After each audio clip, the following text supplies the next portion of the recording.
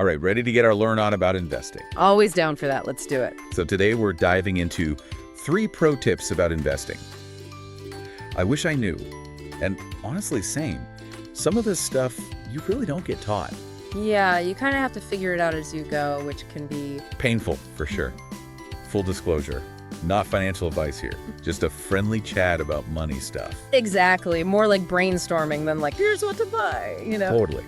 Now, the source aimed at those young professionals, fresh out of college and all. Okay, yeah, I got that steady paycheck coming in, trying to figure out adulting. Exactly. But honestly, the concepts here, super useful for anyone, no matter what their financial sitch is. Yeah, I mean, who doesn't want to level up their money game? Right. So tip number 1 kind of throws the whole get a good job you're set thing out the window. Oh, interesting. Okay. It's all about building multiple income streams, not just relying on that one job. That makes a lot of sense, actually, when you think about it. Right. And the source digs into the why. Like, it's not just about being rich, it's about security. Yeah, like if your job goes poof, or you get hit with some crazy expense you weren't expecting. Having those multiple streams is like a safety net for your finances, right? Totally. More flexibility, more opportunity for growth. It's like, Don't put all your eggs in one basket. exactly. Except in this case, it's don't put all your income hopes on just one job. Love that. So what are some ways to diversify beyond the 9-to-5 grind then? Oh, tons. Freelancing, side hustle, that online course you've been thinking about. Oh, or even real estate. Yeah. The key is finding something that uses your skills and that you actually enjoy. Working smarter, not just harder. I dig it. And you know what fits perfectly into this multiple income streams puzzle? Investing. Bingo! It's like adding an extra leg to your financial table, making it more stable. Stable's good. And we're not talking risky bets here, right? Nope, this is about slow, steady growth, building wealth over time. Which brings us to pro tip number 2. Time in the market beats timing the market, they say. Catchy, but kind of cryptic. What does that even mean? Yeah, I was hoping you could break that down for us. It's a bit over my head. Basically, trying to predict when the market will go up or down super hard. Even for the pros, right? Oh, absolutely. They get it wrong all the time, and all that stress of trying to time it just burns you out. So if we're not supposed to be glued to the stock ticker, Yeah. freaking out every second, what should we be doing? Enter dollar cost averaging, or DCA, your chill friend in the investing world. DCA. Okay, tell me more.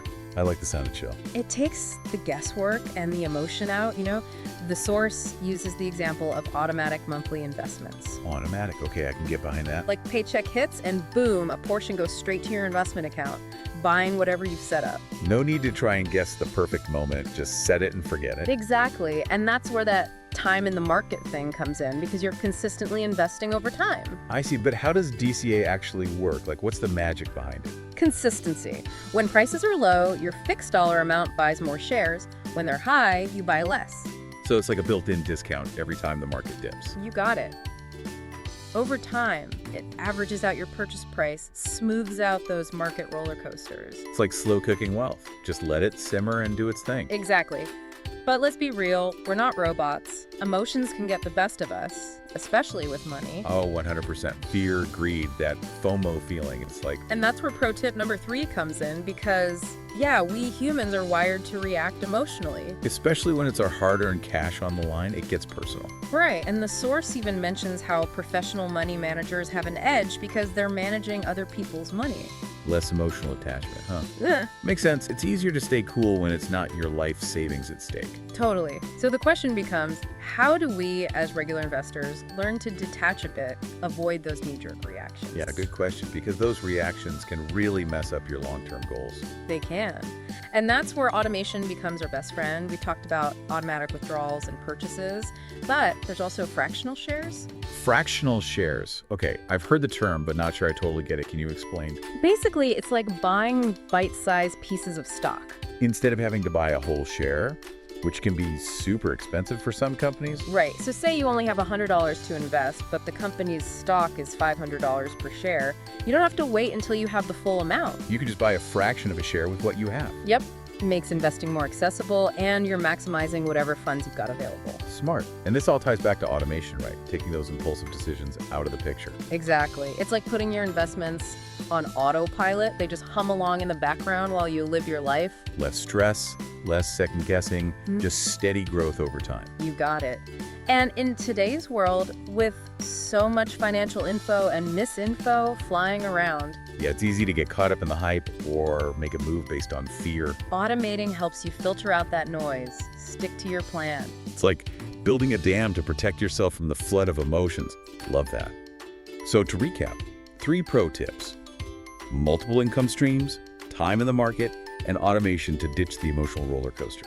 Pretty powerful stuff. And it's not just for those young professionals starting out. These are good principles for anyone. No matter where you are on your financial journey, right? Exactly. It's about finding a system that works for you. And these tips give you a framework for that.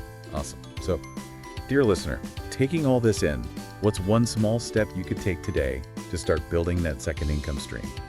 Or automate your investing? Doesn't have to be huge. Maybe it's just researching some investment options, setting up a recurring transfer. Or checking out those automation tools we talked about, even just dipping your toes in. That first step is often the hardest. But remember, building wealth, it's a marathon, not a sprint. Every journey starts somewhere, right? Totally.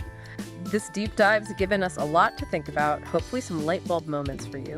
And remember, this is just the beginning of your investing journey. There's a whole world of resources out there. You got this, and don't be afraid to ask questions. The more you learn, the more confident you'll be making decisions. Knowledge is power, especially with money.